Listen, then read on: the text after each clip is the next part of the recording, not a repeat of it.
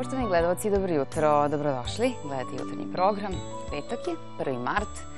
Eto, već je dva razloga da dan počnemo lepo. Dakle, vikend pred nama, prilika za kraći odmor nekima, a prvi dan je marta, pa obično kažu na pesnikom klavira. Mnogo je događaja u svetu koji slave ovog stvaraoca, a ni kod nas nije zaboravljen. Juče je otvoren Beogradski Chopin Fest koji će za 4 dana trajanja publici ponuditi raznovasan san. Vreme danas u Srbiji pretežno sunčano i toplo, bar za ovaj deo godine. Goca je rekla malo pre, ima lepe vesti i to je otprilike da će danas biti oko 10 stepeni, ali detaljnije i bolje, Goca. Lepota u savremenom društvu postala imperativ. Savršena figura, besprekoran ten i osmeh. A da li sve to može da se dobije tek tako preko noći? Da li želje možemo da ostvarimo koristeći neproverene metode koje se sve češće reklamiraju?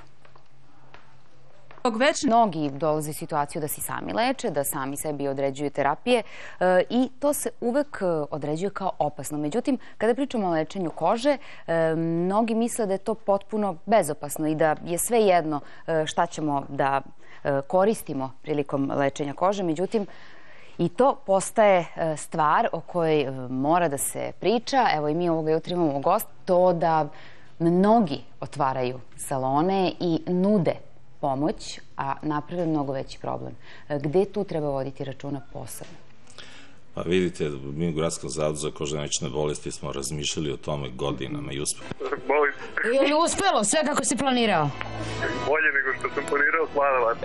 Veliki poljubac od nas. Veliki poljubac i sve najbolje vam želimo, čućemo se još ovih dana. Još ćemo se čuti, a vi sad uživajte. Hvala. Ćao. Ćao. Dušice! Kakvo iznenađenje, pa ja ne mogu da verujem.